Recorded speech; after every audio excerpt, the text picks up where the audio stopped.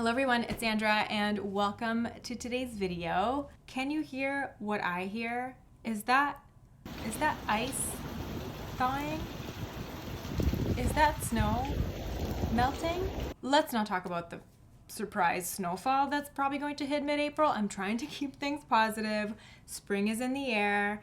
The sun is shining. It's daylight for a little bit longer and I'm ready. I'm ready for it. I'm ready for a new spring foundation routine. I have been playing around with some new products, with some old favorites, and I have come up with this incredible, long-wearing, radiant, yet natural looking foundation routine that I cannot wait to share with you. And yeah, we're going to talk radiant products. We're going to talk sun protection. It's going to be a lot of fun. So sit back, relax, and let's do some makeup. All right, so the first step in my base routine is the most important step, and it is sunscreen application. Sunscreen is very, very, very important. I wish I would have learned this lesson in my 20s.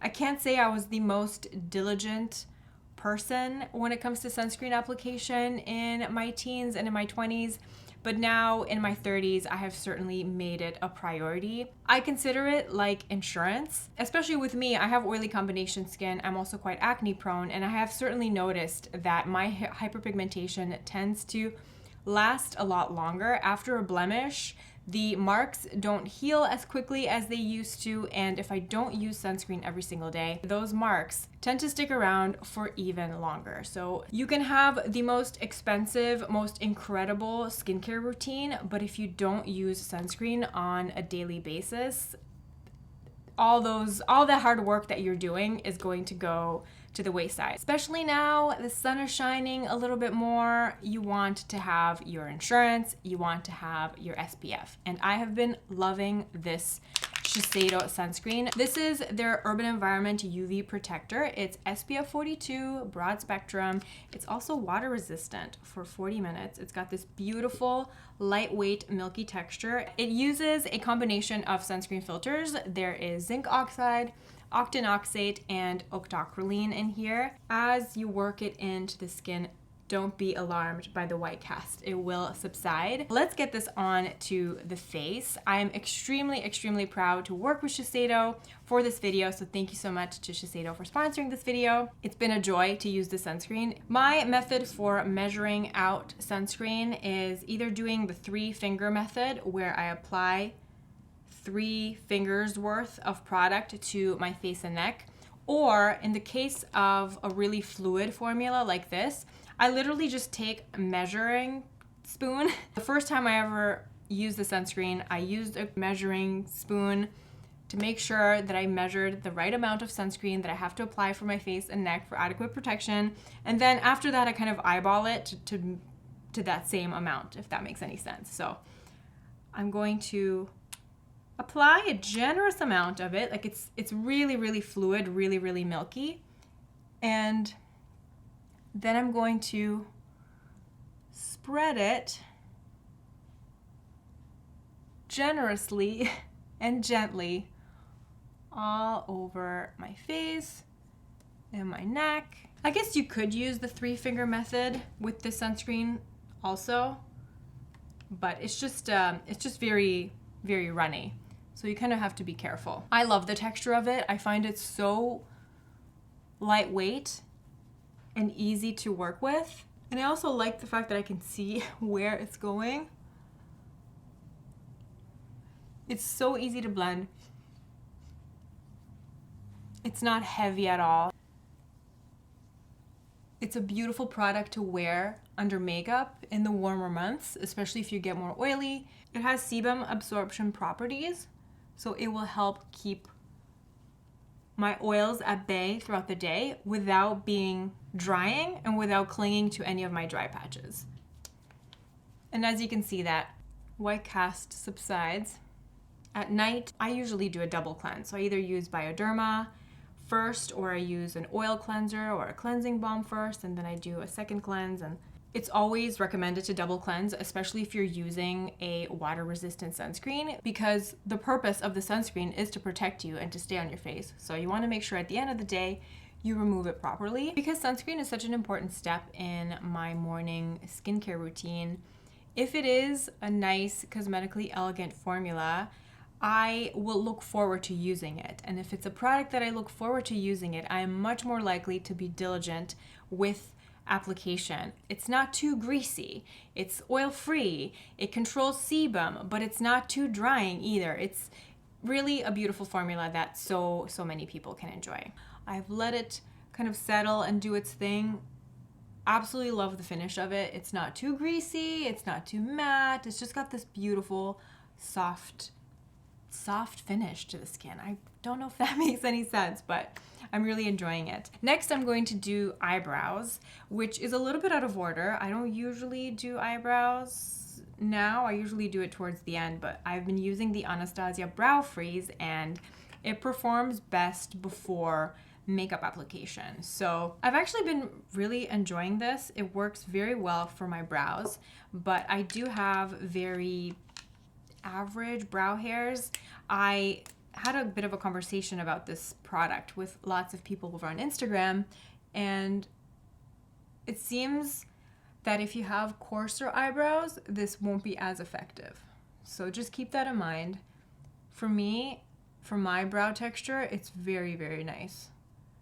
I love the fact that it's clear. It's much less fussy than the soap brows that I used to use, because it's completely clear and it gives me hold all day. It just makes my eyebrows look nice and lifted and fluffy. It gives me hold all day long without ever feeling crunchy or crusty. I'm very much into this fluffy brow trend that's happening right now.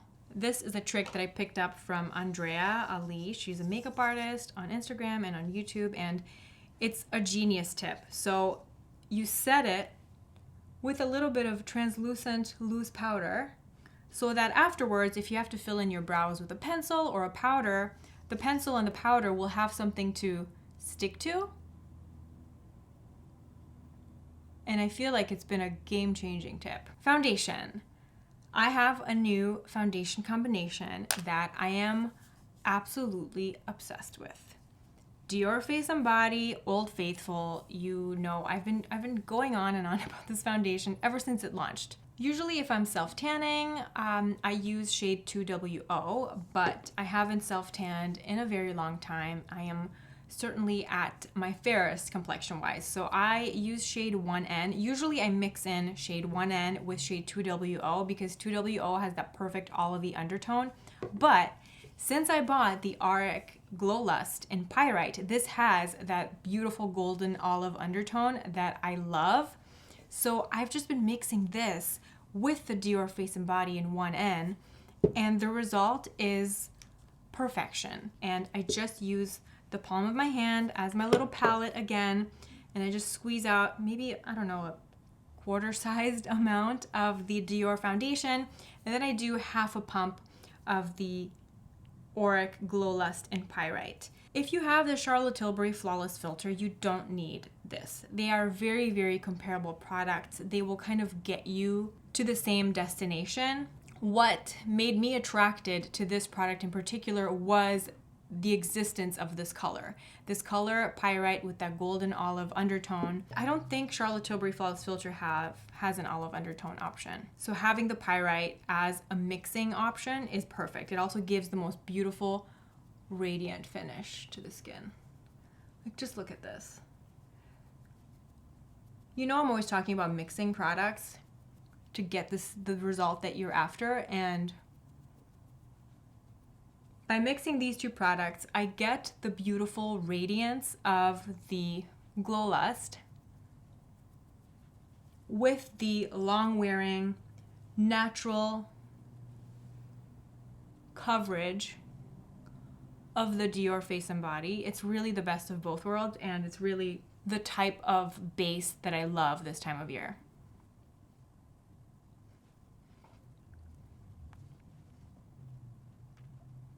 And the sunscreen has those amazing oil control capabilities as well.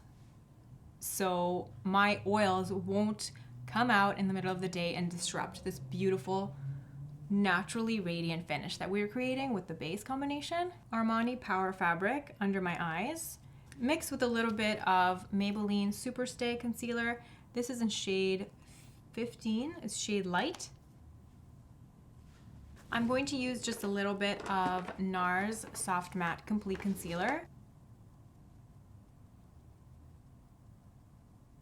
All right, now I'm just setting my under eye area with a little bit of Pat McGrath setting powder. And for bronzer today, we're going to kick it old school. And in honor of Becca shutting down this year, I'm going to use one of my favorite bronzers. I'm going to be very sad to see this go once I use it up, but it's Capri Coast. The Becca Sunlit bronzers are fantastic. And Capri Coast is my favorite color. It's that beautiful, warm, radiant bronze. It's really soft. Subtle sun-kissed look that I love. I kind of intensify my bronzer application as we get more into summer, but at the beginning of spring, I just like a light kiss of warmth. For blush, I'm using Tower 28 Happy Hour blush. It's a beautiful, punchy coral color. Stipple on the blush. I'm applying it a little bit higher just to create that lifted, luminous cheek look. I don't even need to use highlighter, but I'm going to anyway, because why not? For highlighter, I'm actually going to use, it's actually I kind of consider this more of a blush topper than a highlighter because I only like to wear this on top of a blush. It's the Chantecaille Liquid Lumiere in the shade Luster. Again, just applying a tiny little bit of it, using the same brush, working it into the brush, and then very, very gently just stippling it on to the tops of the cheeks to boost that radiance even more, because why not? Love it. If there are any harsh lines, a beauty sponge will do the trick. It will kind of help smooth everything out, tone everything down if I go a little bit overboard. I'm going to just set the T-zone a tiny, tiny bit with the Laura Mercier powder and a sponge just on my forehead and just the sides of my nose and a little bit on my chin. And for the eyes, I'm going to just keep it super, super simple. I'm going to share with you some of the favorite types of tones and colors that I love to wear this time of year. Clé de Peau, Baby Universe. If you've been around my channel for a long time, you will know how much I love this and how this has such a special place in my heart. I definitely find myself being more into rose golds and pinks this time of year. Another rose gold eyeshadow that you know I love and that I've loved for a long time is the Armani Eye Tint. This is in shade 44. A newer addition to my collection has been this Vesca liquid eyeshadow in the shade Lyra. It is really, really pretty. Maybe I'll use this today. Look at that. It's a bit more impactful than the Armani is right here.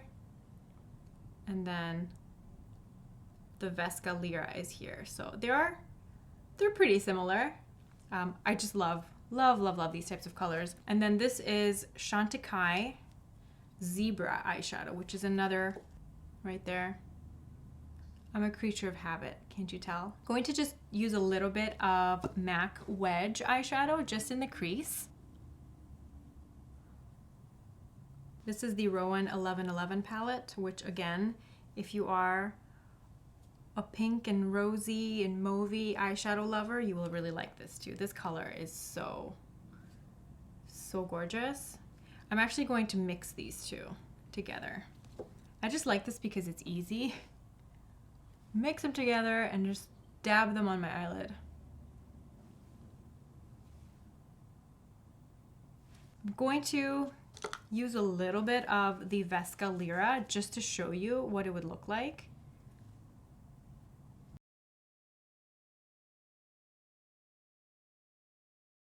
It layers beautifully with both powders and other creams. Look at that. Just using a little bit of that MAC Wedge eyeshadow on my lower lash line. Urban Decay mascara. It's a Perversion mascara, the waterproof one. Now to finish off the brows, I'm taking Brow Wiz by Anastasia in shade Soft Brown. And I also used the brow pen in Granite. A little bit of Armani Lip Liner. This is in shade 12. I'm going to overline just a little bit. Then going in with my Charlotte Tilbury lipstick. This is Bond Girl. Wait, no, they changed the name. M.I. Kiss, that's the new name. And just like how I showed you in my February favorites video, I almost contour with it. I apply the Charlotte Tilbury lipstick just on the outside. Then I blend it in with this MAC 219 brush. And then to top it all off, I'm going to use this Vesca lip oil in the shade Ginger Lily. I've been really, really pleasantly surprised by all the products that I've tried from Vesca. They are a Canadian beauty brand and I think they're doing a really great job. This is a lip oil lip gloss. Like, it's a little bit, it's not sticky, but it is more hefty than a traditional lip gloss. It has a lot more moisture to it. It kind of reminds me of the Lisa Eldridge Gloss Embrace formula in that it feels really nourishing. And actually this color is very, very similar to the Lisa Eldridge Muse color. So if you missed out on Lisa's launch, check these out. What I love about it is that if I have to go out, if I have to wear a mask, I can just dab off the lip color, but I'm left with that moisture. But if I'm just hanging out at home, if I'm not really going anywhere, I can just bask in the glowy balminess of this product. So this is the final look. We have a long wearing radiant base. We've got all the rose golds, having a party on the eyelids. I cannot wait for the weather to be a little bit warmer. I hope you enjoyed this look. I am absolutely obsessed with the base combination. It has just been wearing so well. And do you change your makeup seasonally like I do, or do you just stick to your tried and trues year round? I cannot wait to catch up with you in the comment section below. Thank you so much for watching this video, and I will see you in the next one. Bye.